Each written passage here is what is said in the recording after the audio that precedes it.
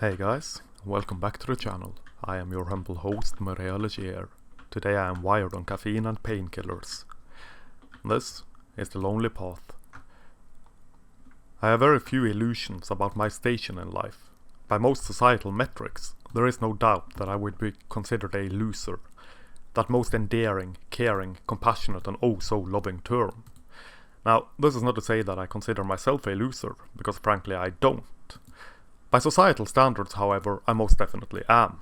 High school dropout, pretentious art school moron, disabled and distraught by chronic illness. Funnily enough, this is a chronic illness whose origins can be traced back step by lingering step to my experiences in various schools. At least in part. In fact, in big part. I have written about a few of these experiences in schools previously, only for it to be dismissed as lies and bullshit by the very voices that say we should listen to personal experiences because they matter more than anything else. If the personal experiences is that of a woman, the male experience don't matter, one assumes, because this would poke a hole in the flaccid and frigid bubble of feminism and gynocentrism. Men cannot suffer on account of anything but masculinity or masculine norms, or the patriarchy that rewards them and punishes them simultaneously, that privileges and displaces them at the same time. When men suffer, it is the fault of men, and so it is when women suffer. Always and ever, it is the fault of men. For men, to the eyes of feminism, are both omnipotent and impotent, almighty gods and useless fragile vermin, above and beyond women just as much as we are beneath women. And not that strange when considering that feminism is collectivist, at least when it suits them, and so see the world in terms of us and them. Us being women, innocent victims of them being men of course, upon whose othered form us can paint and project whatever the grand and unified us could ever wish. There is no need for consistency. They are nothing to us but what us makes them out to be, and so they can be all and they can be nothing. As long as there is consistency in they being and remaining the eternal enemy of us. All the while, the patriarchy does all it can to make things hard for women, despite women making up the majority in higher education in just about every Western nation. Despite women being given all manner of special programs and treatments and what have you in said education even when being in the majority. And more of this so-called positive discrimination, each more delicate than the last. You get my drift. All allowed and accepted by the governing patriarchy that cherishes men so much that it has no special programs, treatments and so and such in store for them, for reasons of that being considered gendered discrimination. Helping men is discriminatory, helping women is equality. To such an extent that merely pointing out areas in society in which men and boys are disadvantaged gets one labelled a hater of women, even when women are not mentioned, even when feminism is not mentioned. Compassion, empathy and consideration for boys and men is painted and presented as an attack on women. What a preposterously useless patriarchy this is. When I wrote my first ever piece on the topic of men's rights, namely Remembering Rebellion, I invoked the archetypal rebel character, the outlaw, the rogue, the quintessential rebel without a cause. And this I did by drawing on my experiences and memories of teenage rebellion, of being full of piss and vinegar and not giving much of a fuck about anything except vandalism and drunkenness, not necessarily in that order, except being up to no good punk that I was back then. Juvenile delinquency, in other words. Back then, it was rebellion for the sake of rebellion, chaos and havoc for sake of chaos and havoc, raising hell in order to raise hell. A necessary part of growing up, perhaps, though admittedly not to the extent which I and a small group of friends or fiends, which I ran with at that time, rebelled and spread chaos and havoc. I will admit that I am still very fond of that particular piece, even when I have written multiple pieces that are, at least in my humble opinion, far better. It was where I broke my silence on issues that had pestered me for years, and so it will always have a special place in my supremely bearded and chest-hairy heart. And there is a certain romanticism connected to the rebel character which I happily admit that I am very fond of. For whatever reason, the rebel, the rogue, the outlaw living by his own rules has a certain sheen, a certain glamour about him that is much beloved in the collective consciousness. And no wonder, I think, as someone has to stand firm with a potently erect middle finger to remind those who are not rebellious that somewhere, somehow, someone is talking back and kicking up. That someone carries the burden of balancing the scales, or at the very least attempts to do so. For every sheriff of Nottingham, there has to be a Robin Hood. so to speak. In such instances, the rebel without a cause is a rebel without a cause no longer. He becomes a rebel with a cause, which may very well not be quite as romantic as a rebel without a cause. Still, I would dare state that the rebellion then transforms from fantastic romantic imagery to grim realistic necessity, even when the legend of Robin Hood is very much romanticized, which is kind of the point of the exercise. Since its inconsiderate inception, feminism has been very adept at presenting itself as rebelling against the establishment, as bona fide dyed-in-the-wool rebels. One cannot help but wonder how long that image can be maintained, as it is painfully clear and obvious that they have become the establishment. And so we have an establishment fighting against the establishment, for something which could only be described as complete social and cultural revolution, a turnabout of everything Western society stands for, the classical liberal values upon which most of it is built. Presenting it as only ever being about equality between the sexes, despite being Marxist to the core and at its barely beating, rotten and reeking heart. Socialism in panties, as Karen Strawn so wonderfully put it. Men are the bourgeoisie, women are the proletariat, and the proletariat has every right to hate and attack and ridicule and so and such the bourgeoisie. It is a beast that is attempting, and very much succeeding, to turn Western civilization away from the age-old tried-and-true formula of classical liberalism, into something that is liberal in name only. It does not make much sense to me to claim liberalism, freedom and equality, whilst championing laws meant to govern what people are allowed to say. When aiming to make certain opinions illegal and punishable by law, misogyny for example, whilst not considering making misandry illegal, one is neither a champion for liberal values nor equal treatment. Far from it. One is a champion for tyranny, privilege and unequal treatment. And with privilege I mean private law. And that is private law for women and women only, particularly feminist women. Making the nebulous and ever-changing misogynistic opinions illegal is a dangerous thing to do, considering that misogyny means absolutely nothing anymore. Just as much as various other no-no-isms means absolutely nothing anymore. Racism, fascism, Nazism, this, that and the other ism is overused, is overdone and dry and so have lost all meaning, all power, all everything. When used as a shutdown and a shaming tactic instead of a mere statement of fact, it is watered down, boiled and then evaporated. It all becomes as substantial and hard-hitting as fog. It really is pointless. And one has to wonder, in what world where women are hated as much as the feminist hive mind claim them to be, would it work wonders in their favour to shame people for hating women? It really is pointless. Misogyny now refers to simply disagreeing with any one particular feminist woman, or with feminism in its entirety. It is, in other words, whatever a man does or says that any feminist disapproves of. It would ultimately render criticism of feminism illegal, as hate speech in fact. And that is remarkably dangerous. Any ism should not be allowed to dictate laws that specifically protect their ideology from criticism, and make no mistake about it, feminism very much is an ideology. And that is authoritarian, that is tyrannical, that is complete and utter privilege on part of feminism and on part of women. Female privilege, as a matter of fact, female private law. One rule for me and another for thee. This becomes even more obvious when looking to the sentencing gap between the sexes, something which is strengthened in Great Britain by feminism pushing for women to never be imprisoned.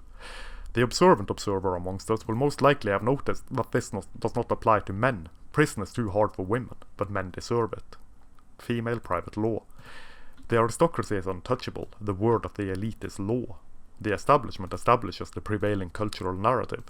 And so, if feminism claims to be rebelling against the establishment, despite very much being the establishment, then that is truth.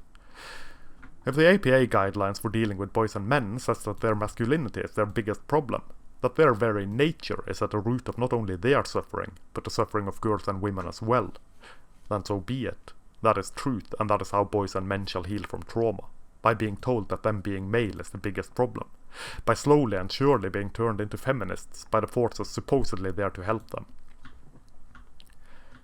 Is this not a terrifying display of misuse of power? Is this not incredibly dangerous? Is this not political indoctrination? Is this not putting ideology before facts, before reason, and before any consideration for the well-being of the patient? If the UN says that women's rights are more important than the all-inclusive human rights, then so be it. That is then truth. The fight for women's rights becomes separated from the fight for human rights. Women then become the most important, and to hell with all notions of equal treatment. Women are not human. They are above that. Women matter. Men do not.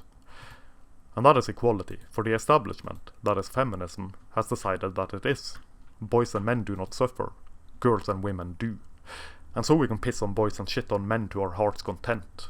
For they have all the power and privilege, despite being the recipients of all this hatred, shaming, ridicule, neglect, and whatever else can be thrown their way by law and by popular vote. Rebelling, so to speak, against feminism, or rather against its hold on our institutions, becomes a grim realistic necessity. It is rebelling against the status quo, against the dominant narrative. One could almost say that it is rebelling against nature itself if one is a biological determinist, or something to that effect. Eggs are precious and rare and must be protected by any and all means. Sperm is cheap and plentiful. One man can impregnate many women over the course of 9 months. A woman is pregnant for 9 months. Women are, by nature and for the continuation of the species, more rare, precious and important than men. Welcome gynocentrism. Fare thee well, empathy for men. Fare thee well, men, in fact. We are disposable biological entities. It does not matter what that feminism claims to be championing equality when their actions prove otherwise. And their actions do prove otherwise, time and time again.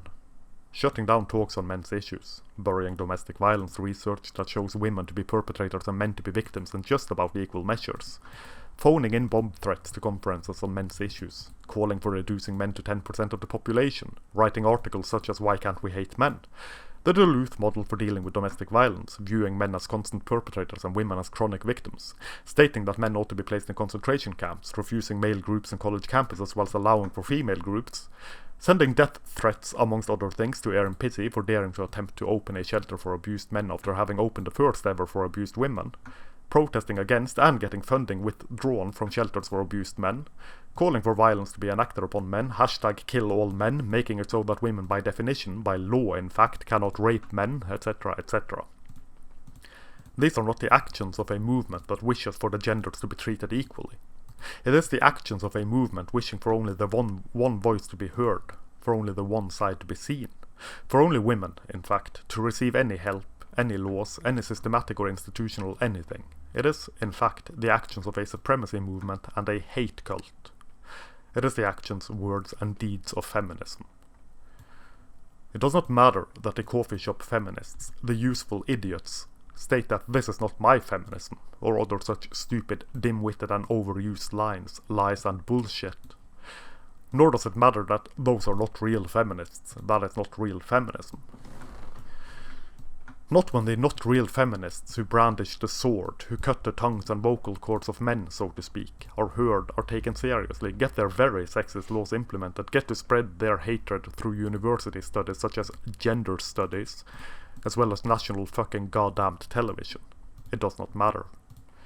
As mentioned time and again, any other ism, any other powerful movement whose thought leaders, whose intellectuals, whose authors and word salad spreaders, whose ideology propagators, whose propagandists and pundits and public personas spread such hatred and contempt for any other group, and that is a group that is tied together by virtue of nothing but a random haphazardness of cosmic chromosomal chance, would not be embraced such as it is, would not be excused such as it is.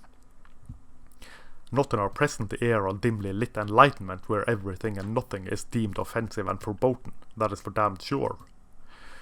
Yet feminism and its hatred, contempt and attempted destruction of men and of anything masculine, excepting the masculine in women for some reason, is excused. Constantly, chronically, sickeningly. And those who criticize it are attacked and smeared. Constantly, chronically, sickeningly. Feminism can do no wrong, and those who are feminists who do wrong are not real feminists, despite that they are, since feminism is not a monolith, and so they are just as much a real feminist as the coffee shop feminist, even when they aren't.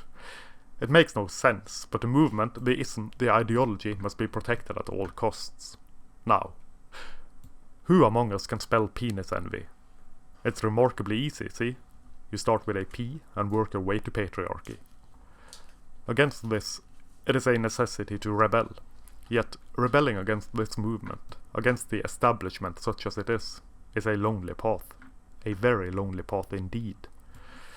In that regard, I suppose I am lucky. The path I have walked through life has always been a fairly lonely path, in one way or other. As such, I am very much used to being alone, separated from the whole as it were. If one is not used to this, it can very much be a shock to the system. Objecting to feminism, critiquing feminism, is not like objecting to or critiquing anything else, at least not in my experience. Being a feminist is a new ideological purity test. One is either in or one is out. Just about everything else can be picked apart and criticized, and one can have opinions, and one can object, and one can do whatever and what not, and it does not have the same social punishments as objecting to feminism. For some strange and peculiar reason, given that women are so hated and oppressed that one should believe it would be the other way around. But no matter, feminism have stated that it is true, and so it must be true. Otherwise, you just hate women. Now, I get that people would want to defend their beliefs and their worldview. This is not strange, however much I may disagree with their beliefs and worldviews. However, when one is attacked for simply advocating for boys and men, when one mentions neither feminism nor women, yet still get attacked for merely showing compassion and understanding, empathy and consideration for boys and for men, then one does not defend an ideology. One defends one's hatred and neglect of one group of people. In fact, one defends a societal and cultural hatred and neglect for one group of people. When something is as ingrained in our culture, as embedded, as deeply dug in as feminism is, presented as it is as the one and the only true movement for equality, one shall be hard-pressed to oppose it. For one does not wish to be perceived as being opposed to that fluctuating term, that gaseous, nebulous, ever-changing term, equality. In fact, people do not oppose equal treatment. People wish for people to be treated equally, by and large. People are, as a whole, quite alright. And that's all fine and good and dandy. And so along comes feminism claiming to be championing equality. And people say, hey now, hey wow, this sounds good, I'll get behind that. I want people to be treated equally, god damn it. And so it grows, and so it festers, until it is taught in schools as the one and as the only. Its ideas spread like wildfire, like rot, like the uncontested truth of this day and age. Political indoctrination in schools and at work, ensnaring us and dragging us in, deeper and deeper into its web and vortex, until this ism becomes the truth, and any questioning of it an act of rebellion so grave and so terrible that social ostracizing is brought upon those who question it. For no other reason than the notion that killing them for going against it would be inhumane and barbaric, and besides, we don't need that. Not with our new public laughingstocks, our Facebook and our Twitter and our bloody blogosphere, where these undesirables can be hung out, scrutinized and vilified as the bastard woman-hating misogynists that they are, as the reactionary, dangerous whatever and whatnots that they are. And this may sound like hyperbole. Considering, however, that hashtag #KillAllMen was trending on Twitter, that the Why Can't We Hate Men article was published, that Mona El-Tahawi can be interviewed about her wishes to start killing men or enacting violence upon men on state-funded national television, that Julie Bindel can write about placing men in concentration camps in mainstream publications, that Jezebel can write their ever beat up a boyfriend because a We Have article with little to no repercussions, yet Paul Elam gets shit for writing a satirical reply to that piece of fucking shit article, and we are not far off. Calling for violence against men for reasons of them being men is slowly becoming normalized. This is a terrifying thing, however hyperbolic and oh no, I'm just being edgy they claim it to be. It is all right to hate men because they are men. Because being a man, being masculine, is something society has taught men, not something men are by nature, according to the whims of the great feminist gobbledygook. This means that they can change, and so it is only hating an idea, not a sex, not a gender. Except when it is. Whatever. Internal consistency matters little. It is all according to feminism, who view men as defective women, who view the masculine as a perverted and destructive ideology that must be torn down, erased and replaced with femininity. Unless the traditional masculine traits is made manifest in a woman. Then it is empowering and shows just how many ways there are to spell penis envy. Or something to that effect. Men must learn to open up and talk about their feelings, their issues, their everything, they say. And then they proceed to shame and smear, ridicule and attack the men, such as myself, who do just that. For it is not done as they say it should be done, and so it is fragile masculinity, and so it is toxic masculinity, and so it is that they bathe in male tears or drink male tears or whatever else they do that is expressions of pure contempt and hatred, effectively shaming men for doing exactly what they claim they want men to do, to talk about their problems and their issues. The only problems and issues men can have are what feminism says that men can have, that which feminism allows men to have, that which fits their lopsided worldview. For, a bunch of women lovingly deep-throating an ideology that have decided that men are the problem are exactly the ones I want to speak on behalf of myself or on behalf of men in general. My lived experience only ever apply when it is a woman's lived experience. A woman, particularly a feminist woman, may very well speak on behalf of men's lived experience, as if they know anything about it. A man may not. Probably for reasons of not studying it in universities, but living it. And that is not the same thing, goddammit. The theoretical trumps the practical. You should damned well know this. A gendered-studied, theoretical feminist approach to the male experience will always matter more than the male experience. For it is feminist, and so it is truth, because feminism has decided that it is, and feminism don't lie. Men do, and feminism don't. Got that, bucko? Probably for reasons of naivety on my part, I did not expect the social penalties for writing what I write to be such as they became. There is a reason for me using a pen name and not my real name, though I admit that it is a very lackluster attempt at anonymity, if it can even be referred to as an attempt at anonymity. I don't want attention focused on myself for writing what I write. I want attention to be focused on that which is written. I don't matter. The content that is produced matter. With a slight fear of reaching far too deeply into the nest of tired old clichés than what is good for me, my writings, you, the audience, and the power of the patriarchy, I will state it as such. It is the cause that matters. The cause. And now, listen, look, marvel, and behold as a man becomes a radical. Even when I am pretty fucking far from being a radical, boring pseudo-hermit shut-in that I am. But you see, the mere idea, the mere notion, that boys and men may face significant issues and challenges in our societies that are specific to them and should be viewed and mended and treated as the issues, problems and societal hardships of boys and men is a radical idea. The very thought that women are not the only ones who matter when looking at problems relating to sex and gender is as radical as it gets. Imagine that. Gender means not only women. In fact, it includes men. How very radical a thought indeed. That all is not sugar and milk and honey and expensive craft beer in the land of men is such an alien notion to our cultures that people are shocked, terrified and offended to hear it, both men and women. Particularly so when the idea is presented that feminism is not what is needed to fix it. That feminism, in fact, may be a major contributing factor to it, though far from being the only contributing factor. Gasp. Shock. Shudder. Shake, shiver and such. The path less travelled is a difficult path. Going against the orthodoxy, so to speak, makes an outcast out of one. It is a path that has to be walked though. It has to be walked, beat, cleared and widened, so that people are able to find it in the wild, where the only ideas allowed and the only thoughts expressed, beat into us as it were, are the ones that say men bad, women good, men have it good, women have it bad. Because of men. The path needs better signs, is what I'm getting at. I'm sure there are plenty of people out there, both men and women, not daring to speak out against feminism or simply in support of boys and men, for fear of the social punishments, for fear of ridicule and shame and whatever and whatnot. I did so myself for many years. A hearty and goodly fuck it helps with the fear. Learning how to be alone, enjoying one's own company, helps even more. The social game is a scam. It is overrated, overvalued and overdone. There are far more important things to life than social acceptance and inclusion, way better things to spend one's time on than climbing to the top of the hierarchy. Being a loser ain't as bad as people claim it to be.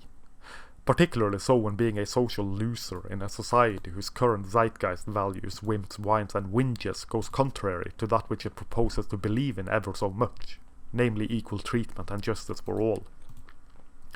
So-called positive discrimination is not equal treatment. It is quite the opposite. Positive discrimination towards some is negative discrimination towards others. The others don't matter, of course. And that's how it is, was and ever shall be. All the shame and ridicule, the social punishments and the labels and whatever else is flung like shit from the loving hands of monkeys just gotta be owned. The punches gotta be rolled with. Clearing a new path never was easy, and walking it at the same time requires hard work and sacrifice. Good thing us guys are used to hard work and sacrifice then. And that, I think, is that for this ramble. I hope you enjoyed it more than my previous ramblings.